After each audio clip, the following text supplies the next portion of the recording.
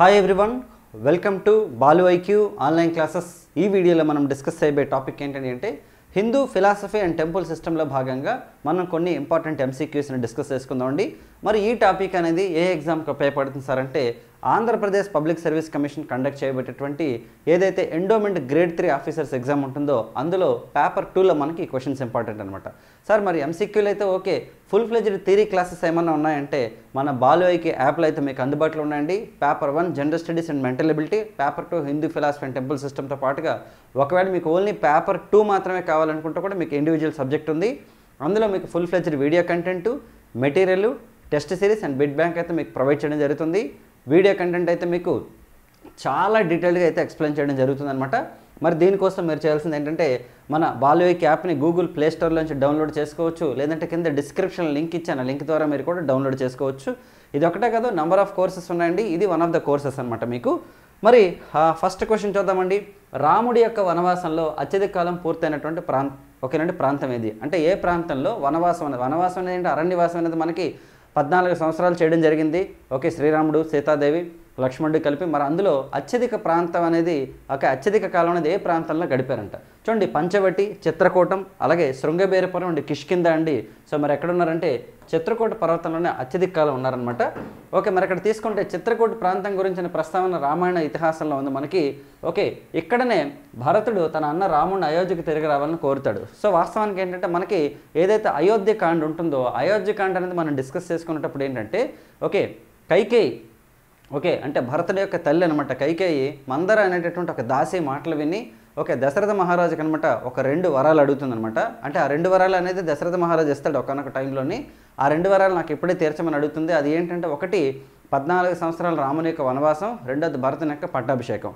So ఈ మాటలు ఏంటంటే దశరథ మహారాజు అనమాట కన్వే చేయడం జరుగుతుంది శ్రీరాముడికి. అంటే ఇది చాలా ఎమోషనల్గా ఉంటుందన్నమాట ఇదంతా కూడాను. అయితే ఆ ఎమోషన్ తట్టుకోలేక ఓకే అంటే శ్రీరాముడు యాక్చువల్లీ ఏంటంటే వనవాసానికి వెళ్ళిపోయిన తర్వాత ఆ బాధను తట్టుకోలేక శ్రీరాముడు వనవాసానికి వెళ్ళిన 6వ రోజు అనమాట దశరథ మహారాజ్ మరణించడం జరుగుతుందండి. అయితే రాముడు వనవాసానికి వెళ్ళే టైంకి భరతుడు అనమాట తన మేనమామ ఇంటి దగ్గర ఉంటాడు యాక్చువల్లీ.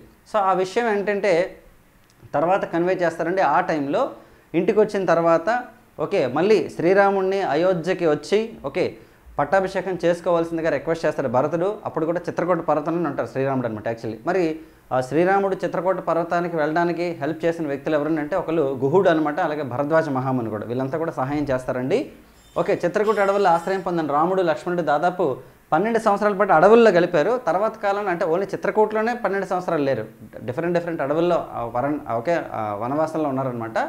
చాలా ప్రాంతాల్లో మనకి గడపడం జరిగిందనమాట. మరి ఇది ఎప్పటికీ అనేక మంది మునులకు ఋషులకు కూడా నిలయంగా ఉందండి. ఎగ్జాంపుల్ తీసుకుంటే అత్రిముని, ఓకేనండి, అగస్త్యుడు, అలాగే శంబక మహర్షితో పాటు ప్రాచీన భారతీయ ఋషులు కూడా అడవుల్లో ధ్యానం చేసినట్లు చెప్తారు, చిత్రకూట అడవుల్లో ధ్యానం చేసినట్లు చెప్తారనమాట. చిత్రకూట అంటే అర్థం ఏంటంటే అనేక అద్భుతాల కొండని అర్థం అండి. ఇది ఎక్కడ ఉందంటే మనకు ఉత్తరప్రదేశ్ మరి మధ్యప్రదేశ్ రాష్ట్రాల్లో విస్తరించి ఉన్నటువంటి ఉత్తర వింధ్య శ్రేణిలో ఉందంటే ఈ ప్రాంతం. ఉత్తరప్రదేశ్లోని చిత్రకూట డిస్ట్రిక్ట్ అనేది మధ్యప్రదేశ్లోని సత్నా జిల్లాలో చేర్చబడిందంట. ఎక్కడండి మధ్యప్రదేశ్లో సత్నా డిస్ట్రిక్ట్లో ఉందంట డిస్ట్రిక్ట్ ఉత్తరప్రదేశ్లో. ఇది యూపీలో చిత్రకూట జిల్లా 1998 సెప్టెంబర్ 4న మనకి ఏర్పాటు చేయడం జరిగిందనమాట. Okay right. జస్ట్ చూడండి భాగవతంలోనే స్కందాల సంఖ్య ఎంత. ఇక్కడ చూడండి మహాభారతంలో మనకి పర్వాలు అయితే 18 ఉన్నాయి, రామాయణంలో కాండలు అయితే 6 ఉన్నాయన్నమాట. అదే భాగవతాన్ని అంటే భాగవతం అంటే ఏంటంటే శ్రీకృష్ణుడి యొక్క జీవిత చరిత్ర భాగవతం మనకి. వీటిని మనకి స్కందాలుగా డివైడ్ చేస్తారనమాట. మరి ఎన్ని స్కందాలు ఉన్నాయో చూద్దాం. 6, 12, 18, 24 అండి. మరి ఎన్ని స్కందాలు అంటే మనకి 12. ఓకేనా, చూడండి పురాణాలు అయితే మనకి 18, రామాయణంలో కాండలు అయితే 6, అలాగే భాగవతంలో మళ్ళీ మనకి పర్వాలు అయితే 18. ఇవన్నీ మనం తెలిసిన వాస్తవానికి. అలాగే భాగవతంలో స్కందాల సంఖ్య వచ్చేసి మనకి 12 అనమాట. ఇక్కడ చూడండి ఋషుల యొక్క కోరికపై సూతుడు తన సుఖమహర్షి ద్వారా ఓకే విన్న ఈ భాగవత కథను వారికి చెప్పినట్లు దాన్ని వేదవ్యాసుడు గ్రంథస్థం చేసినట్టు మనకు చెప్తున్నారు. భాగవతంలో వివిధ భాగాలను స్కందాలు అంటారండి. ఈ స్కందాల్లో భగవంతుని యొక్క అవతార కార్యాల వర్ణనలు, భక్తుల యొక్క గాథలు, ఓకే తత్వబోధనలు, ఆరాధన విధానాలు, ఆధ్యాత్మిక సంవాదాలు అనేవి కూడా ఉన్నాయన్నమాట. ఓకేనండి, భగవంతుని యొక్క లీలల గురించి సవివరంగా చెప్పారనమాట. వైష్ణవులందరికీ ఇది పరమ పవిత్రమైనటువంటి గ్రంథం.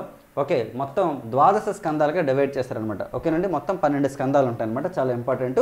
సో మనం రామాయణం, మహాభారతం, భాగవతం అన్నీ కూడా మీకు డీటెయిల్డ్గా ఆ ఋషుల పేర్లు, ఆ మునుల పేర్లు, ఆ ప్రాంతాల పేర్లు, నెక్స్ట్ అలాగే మొత్తం ఈ 3 పాఠాల్లో వచ్చేటువంటి క్యారెక్టర్లు అన్నీ కూడా మీకు చాలా డీటెయిల్డ్గా ఎక్స్ప్లెయిన్ చేయడం జరుగుతుంది. ఆల్రెడీ చెప్తున్నాము చాలా మంచి ఫీడ్బ్యాక్ వచ్చింది, సార్ చాలా బాగున్నాయి క్లాసెస్ అని చెప్పేసి. ఇంకా మీకు డెప్త్గా ఇంకా చాలా కంటెంట్ ఉంది మనం చెప్పాల్సింది. ఆ కంటెంట్ అంతా కూడా మీకు చాలా డీటెయిల్గా ఎక్స్ప్లెయిన్ చేయడం జరుగుతుంది. ఒక టాపిక్ పెడుతున్నాం, ఆ టాపిక్ వెంటనే బిట్ బ్యాంక్ కూడా ఇస్తున్నాం అనమాట. కాబట్టి మీరు ఎవరైనా సరే ఎగ్జామ్కి ప్రిపేర్ అవ్వాలని అనుకుంటే ఖచ్చితంగా మీరు ఈ కోర్సుని తీసుకోండి. ఒకవేళ మీ ఫ్రెండ్స్ ఎవరైనా ప్రిపేర్ అవుతుంటే కూడా వాళ్ళకి రికమెండ్ చేయండి. ఓకే, మరి నెక్స్ట్ క్వశ్చన్ చూద్దామండి. భగవద్గీతలోని శ్లోకాల సంఖ్య ఎంత? ఇది కూడా ఇంపార్టెంట్ అండి. చూడండి, భగవద్గీత అంటే ఏంటి? శ్రీకృష్ణ పరమాత్ముడు అనమాట అర్జునుడికి బోధించింది మనకి భగవద్గీత. ఓకేనండి, గీత అంటే మాట. వాస్తవానికి భగవంతుడు చెప్పిన మాటని భగవద్గీత అంటారు. యాక్చువల్లీ మనం సింపుల్గా గీత అంటామండి. ఇందులో మొత్తం మనకి 18 అధ్యాయాలు ఉంటాయి అనమాట. చాప్టర్స్ 18 ఉంటాయండి. మరి ఒక్కోసారి క్వశ్చన్ అడుగుతుంటారు, మరి భగవద్గీత అనేది మహాభారతంలో ఏ పర్వంలో చెప్పారు? ఎందుకంటే 18 పర్వాలు అని చెప్పాం కదా, ఏ పర్వతం అంటే భీష్మ పర్వంలో ఎక్స్ప్లెయిన్ చేస్తారనమాట. భీష్మ పర్వంలో ఉంటుంది యాక్చువల్లీ. మరి ఎన్ని శ్లోకాలు ఉన్నాయి? 500, 700, 600, 1024 అండి. మొత్తం మనకి 700 శ్లోకాలు ఉంటాయి అనమాట యాక్చువల్లీ. ఓకేనండి, 700 శ్లోకాలు. మరి 1028 అనేది ఏంటండి అంటే మనకి 1028 అనేది ఏంటంటే మనకి ఋగ్వేదంలో ఉన్నటువంటి శ్లోకాల సంఖ్య మనకి 1028. ప్రతి శ్లోకం కూడా మనకి ఓకేనండి ఓంకారంతో ప్రారంభమవుతుందన్నమాట. సో ఓంకారం అనేది ఎన్నిసార్లు వాడారంటే 1028 సార్లు వాడారనమాట ఋగ్వేదంలో. ఓకే, అది కూడా మనం డిస్కస్ చేస్తాం. చూడండి, భగవద్గీతలో మొత్తం 700 శ్లోకాలండి, 18 అధ్యాయాలు. భగవద్గీత అనేది మహాభారత ఇతిహాసంలో భీష్మ పర్వంలో 25వ చాప్టర్ నుంచి 42వ చాప్టర్ వరకు ఉంటుందన్నమాట యాక్చువల్లీ. ఓకే, ఇది ఒక ప్రత్యేక గ్రంథం, హిందువుల యొక్క పవిత్ర గ్రంథాన్ని భగవద్గీత అంటాం కదా. సో అలా ఏంటంటే భగవద్గీత అనేది ఎక్కడ చెప్పారంటే భీష్మ పర్వంలో 25వ చాప్టర్ నుంచి 42వ చాప్టర్ వరకు మనకు మహాభారతంలో చెప్పడం జరిగింది. సాక్షాత్తు కృష్ణ భగవానుడు బోధించిన జ్ఞానం కనుక ఇది హిందువుల యొక్క పరమ పవిత్ర గ్రంథాల్లో ఒకటి. సిద్ధాంత గ్రంథమైన భగవద్గీత ఎందు వేదాంత యోగ విశేషాలు ఉన్నాయండి. భగవద్గీతను తరచుగా మనం గీత అని సంక్షిప్త నామంతో అంటే దీనికి గీతోపనిషత్తు కూడా అంటారు.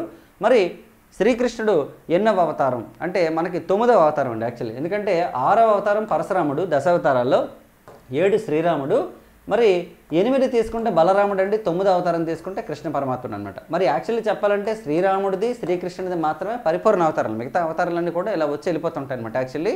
బట్ పూర్తిగా మహావిష్ణు అవతారాలు 2 అనమాట యాక్చువల్లీ. చాలా ఇంపార్టెంట్ ఇది. మరి అలాగే భాగవతంలో కూడా తీసుకుంటే డిఫరెంట్గా నారాయణ అవతారాలు మనకి దాదాపు 21 వరకు చెప్తారు. అది సపరేట్గా చెప్పొచ్చు. దశావతారాల్లో మనకి ఎన్ని అవతారం అని అంటే మాత్రం మనకి శ్రీరాముడిది శ్రీకృష్ణుడిది 7, 9 అని చెప్పాలి మనం. ఓకేనా, రైట్. చూడండి, నైమిసారణ్యం అనేది ఏ నది ఒడ్డునుంది? ఇది మనం పురాణాల్లో బాగా చెప్పుకుంటాం. ఏదైనా సరే మనం వ్రత కథలు డిస్కస్ చేసినప్పుడు అంటే మనకి త్రినాథ స్వామి కథ చదివినప్పుడు కానీ లేదంటే సత్యనారాయణ వ్రతం చేసినప్పుడు కానీ మనం సాధారణంగా ఈ నైమిషారణ్యం అనే పదం వింటుంటాం అనమాట. మరి ఎక్కడుందంటే ఇది సరయూ నద, యమునా నద, గోమతి, నర్మద ఏ నది ఒడ్డునుంది? చూడండి, గోమతి అనేటటువంటి నది ఒడ్డునుందండి. గోమతి ఎక్కడుంది? జనరల్గా తీసుకుంటే మనం స్టాండర్డ్ జీకే చదివినప్పుడు రివర్స్ సైడ్ సిటీస్ చదివినప్పుడు లక్నో, ఓకేనండి, గోమతి నది ఒడ్డునుందని చెప్తాం సిటీ మనం. లక్నో అంటే ఉత్తరప్రదేశ్ అనమాట. మరి ఇక్కడ చూడండి, నైమిషారణ్యం ఉత్తరప్రదేశ్లో సీతాపూర్ జిల్లాలో లక్నోకు 94 కిలోమీటర్ల దూరంలో ఉందంట. గోమతి నది ఒడ్డున ఉన్న ఈ ప్రాంతం వేలాది సాధు సన్యాసులు తపమాచరించే పవిత్ర ప్రదేశం. ఇక్కడ వేదవ్యాసుడు మహాభారతాన్ని రచించాడని, వేదాలను పురాణాలను శిష్యులకి బోధించాడని మనకు తెలుస్తుంది. మరి పురాణాల ప్రాముఖ్యత అంటే హిందూ పురాణాల్లో ముఖ్యంగా రామాయణం, మహాభారతం మరియు పురాణాల్లో ప్రస్తావించబడినటువంటి పవిత్ర అడవి ఇది. ఓకేనండి, సో అంటే అష్టాదశ పురాణాల్లో అవ్వచ్చు, లేదంటే రామాయణ మరియు మహాభారతాలు అనేటువంటి ఇతిహాసాల్లో కూడా మనకి ఎక్స్ప్లెయిన్ చేయడం జరిగింది నైమిసారణ్యం గురించి. రైట్, ఇది వచ్చేసి మనకి యూపీలో ఉందండి. నెక్స్ట్ అంటే కర్ణాటక సంగీతంలో మేళకర్త రాగభావన అనే దాన్ని ఎవరు ప్రారంభించారంటే కర్ణాటక మ్యూజిక్ని వాస్తవానికి ఎవరు తీసుకొచ్చారంటే పురంధరదాస. వాస్తవానికి కర్ణాటక మ్యూజిక్ యొక్క ఫాదర్ ఆఫ్ కర్ణాటక మ్యూజిక్ అంటే పురంధరదాస్ అనమాట. మరి అందులో మేళకర్త రాగభావన ఎవరు తీసుకొచ్చారు? ఆప్షన్స్లో కూడా మళ్ళీ ఇచ్చాం మనం పురంధరదాస్. చూడండి, ఆప్షన్స్ విద్యారణ్య స్వామి, వెంకట మఖిన్, గోవింద దీక్షిత్ అండ్ పురంధరదాస్ అండి. వెంకట మఖిన్ అనమాట. మరి మేళకర్త రాగం అంటే ఏంటో చూద్దాం. చూడండి, వెంకట మఖిన్ తన సంస్కృత రచన చతుర్దండి ప్రకాశకలో రాగ వర్గీకరణకు మేళకర్త వ్యవస్థకు సూత్రాన్ని కనుక్కున్నాడు, రచించాడు. మరి ఏంటి అసలు? పురంధరదాసను మనం ఇప్పుడే చెప్పాం ఫాదర్ ఆఫ్ కర్ణాటక మ్యూజిక్ అని. కర్ణాటక సంగీతాన్ని బోధించడానికి ఉపయోగించే విధానాన్ని చెప్పారనమాట ఈయన. మరి ఏ గుణాలు ఉంటాయి అసలు? యాక్చువల్లీ మేళకర్త రాగం అంటే ఏంటో చూద్దాం ఒకసారి మనం. ఓకే, అందులో అంటే ఒక రాగం అనేది తీసేటప్పుడు మేళకర్త రాగంలో మొత్తం సప్తస్వరాలు ఉండాలి. సప్తస్వరం అంటే స, రి, గమ, పద, ని, స మొత్తం 7 ఉండాలన్నమాట యాక్చువల్లీ. అలాగే సరిగమ పదని యాక్చువల్లీ సా అనేది మళ్ళీ స్టార్ట్ అవుతుంది. ఆ రాగం క్రమం సంపూర్ణ రాగం అవ్వాలి, అంటే కంప్లీట్గా రాగం అవ్వాలి, అంటే మిడిల్లో వదిలేసినట్టు ఉండకూడదు అనమాట యాక్చువల్లీ. అందులో స్వరాలు ముందు వెనక కాకుండా ఒక ఆరోహణ సరిగమ పదని అనే క్రమంలోనే ఉండాలి. అంటే ఆరోహణ అవరోహణ 2 ఉంటాయి కదా, రివర్స్లో ఉండకూడదు అనమాట యాక్చువల్లీ. ఓకే, స, రి, గమ, పదని మాత్రం ఉండాలన్నమాట. రాగంలో పై షడ్జమం ఉండాలి. రాగంలో పై షడ్జమం. షడ్జమం అంటే సాని షడ్జమం అంటారు యాక్చువల్లీ. నేను చెప్తాను మీకు ఒక్కొక్కటి. ఆరోహణ పర్వతాల్లో స్వరాలు మారకూడదు. షడ్జమం అనేది భారత శాస్త్రీయ సంగీతంలో సప్త స్వరాల్లో మొదటిది. ఇది షడ్జమం అంటే సానే షడ్జమంగా చెప్తారండి. ఒక 6 స్వరాలకి అధిపతి, ఎందుకంటే మొత్తం 7 కదా, సారీగమ పదనిసలో, అందులో 6కి అధిపతి అనమాట. ఇది ఎక్కడి నుంచి వచ్చిందండి? షడ్జమం అనేది ఏ జీవి యొక్క అరుపు నుంచి వచ్చిందంటే మనకి నెమలి యొక్క అరుపు నుంచి వచ్చిందంట. షడ్జమం అనేది నెమలి యొక్క అరుపు నుంచి వచ్చిందంట. ఒకసారి చూద్దామండి. షడ్జమంలో సా అనేది భారతీయ శాస్త్ర సంగీతంలో ముఖ్యమైన స్వరం అండి.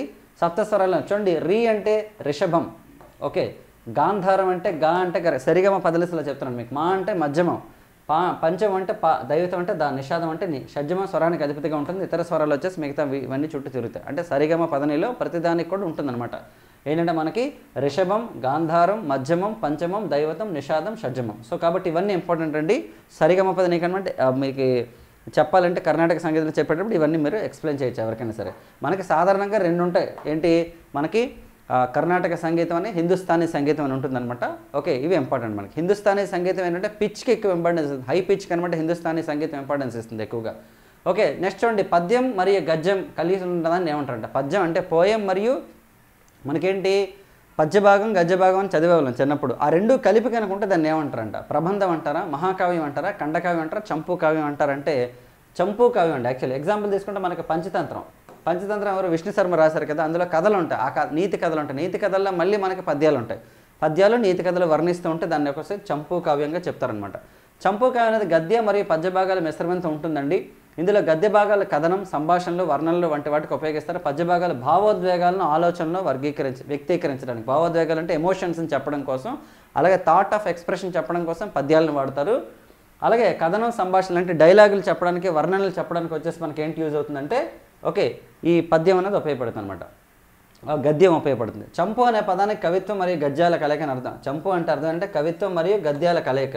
ఎగ్జాంపుల్ తీసుకుంటే హితోపదేశం, పంచతంత్రం అనమాట. పంచతంత్రం అంటే 5, పంచ అంటే 5 అనమాట. విష్ణు శర్మ రాశారు. ఇవి నీతి కథల సంకలనాలు చంపు శైలిలో రచించబడ్డాయి మనకి. ఓకేనండి, చాలా చాలా ఇంపార్టెంట్ అండి. నెక్స్ట్ చూడండి, మొత్తం ఆగమాలు ఎన్ని?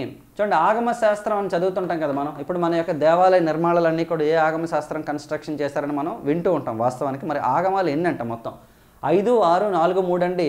3 ఆగమాలు అండి. ఇందులో మళ్ళీ ఉప ఆగమాలు ఉంటాయి వాస్తవానికి. మనం ఆగమాల టాపిక్ చెప్పినప్పుడు డీటెయిల్గా చెప్తాను నేను మీకు. ఓకే, మరి అందులో చూసుకుంటే చూడండి, ఆగమాలు అనేవి హిందూ మతంలో ముఖ్యమైనటువంటి గ్రంథాలు. ఇవి ఆలయ నిర్మాణ శాస్త్రం, మూర్తుల ప్రతిష్ఠ అంటే విగ్రహ ప్రతిష్ఠ, అలాగే పూజా విధానాలు, తాత్విక సిద్ధాంతాలు మరియు యోగాభ్యాసాల గురించి చెప్తాయి. ఆగమాల ద్వారానే జరుగుతాయి అనమాట. అంటే ఇప్పుడు ఒక టెంపుల్లో ఏదైతే శాస్త్రోక్తంగా విధానాలు పూజా కార్యక్రమం జరుగుతుందో అది ఆగమ శాస్త్రం ప్రకారం జరుగుతుందనమాట. మరి ఆగమాలు ఏంటంటే 3 అండి. 1 శైవ ఆగమం, 2 వైష్ణవ ఆగమం, నెక్స్ట్ శాక్త ఆగమం. 3 విభాగాలు ఉంటాయి. ఇంకా వీటికి ఉపాగమాలు కూడా ఉంటాయన్నమాట. మరి ఇక్కడ తీసుకుంటే వేదాలకి నిగమాలని, ఆగమాలని 2 పేర్లు ఉంటాయన్నమాట. ఓకేనండి, వేదాలకు అనమాట నిగమాలు, ఆగమాలు. నిగమాల్లో ఏముంటాయి? కేవలం వేదం మాత్రం ఉంటుంది అనమాట. కానీ ఆగమాల్లో ఏముంటుందంటే వేదంతో పాటు మంత్రశాస్త్రం ఉంటుంది. ఎందుకంటే భగవంతుడిని మనం 2 రకాలుగా మనం పూజిస్తాం. 1 అమూర్త ఆరాధన, 2ది మూర్తి ఆరాధన. మూర్తి ఆరాధన అంటే అర్థం అంటే విగ్రహం ద్వారా ఆరాధించడం. అమూర్త ఆరాధన అంటే ఇమాజినేషన్ ద్వారా మనం ఆరాధించడం అనమాట యాక్చువల్లీ. సో మరి అమూర్త ఆరాధనలు, యజ్ఞయాగాదులు ఉన్న వాటిని నిగమాలుగా పేర్కొంటే, మూర్త విగ్రహాల ద్వారా కంటికి కనిపించే భగవంతుని పూజా విధానం తెలిపేవాళ్ళని ఆగమాలు అంటారు. సో ఈ ఆగమ శాస్త్రం ప్రకారం విగ్రహ ప్రతిష్ఠ చేసి దానికి ఒక పూజా విధానం సపరేట్గా ఉంటుంది. యజ్ఞయాగాదులు అయితే మనకు అమూర్త ఆరాధనలో ఉంటాయన్నమాట యాక్చువల్లీ. ఓకేనండి, రైట్. సో ఇవండి ఈ వీడియోకి సంబంధించిన క్వశ్చన్స్. ప్రీవియస్గా కూడా నేను చాలా క్వశ్చన్స్ చేశానండి. సో మీరు మన యాప్ని డౌన్లోడ్ చేసుకుంటే మీకు ఫుల్ ఫ్లెడ్జ్డ్గా మీకు ఎండోమెంట్ ఎగ్జామ్కి సంబంధించిన డేటా అంతా ఉంటుంది. ప్రిలిమినరీకి మీకు మెయిన్స్కి రెండింటికి ఉపయోగపడే విధంగా కంటెంట్ చెప్తున్నాం. ప్రిలిమినరీలో 100 మార్క్స్ ఉంటుంది Hindu philosophy and temple system. మెయిన్స్లో మీకు 150 మార్క్స్ అనమాట, 250 మార్కులు అనమాట. సో దీన్ని చాలా డీటెయిల్గా, చాలా నీట్గా ఎక్స్ప్లెయిన్ చేయడం జరుగుతుంది. ఓకే, ప్రతి క్లాస్ కూడా ఆల్మోస్ట్ మీకు డిజిటల్ బోర్డులో ఉంటుంది. చాలా జాగ్రత్తగా మీకు కంటెంట్ అంతా కూడా మీకు ఎక్స్ప్లెయిన్ చేసి దానికి రిలేటెడ్ క్వశ్చన్ బ్యాంక్స్ మీకు ప్రొవైడ్ చేసి, బిట్ బ్యాంక్స్ ప్రొవైడ్ చేసి దాని రిలేటెడ్ టెస్ట్లు కూడా మీకు కండక్ట్ చేయడం జరుగుతుంది. సో నెక్స్ట్ వీడియోలో మళ్ళీ కలుద్దాం. Thank you so much all of you and wish you all the best.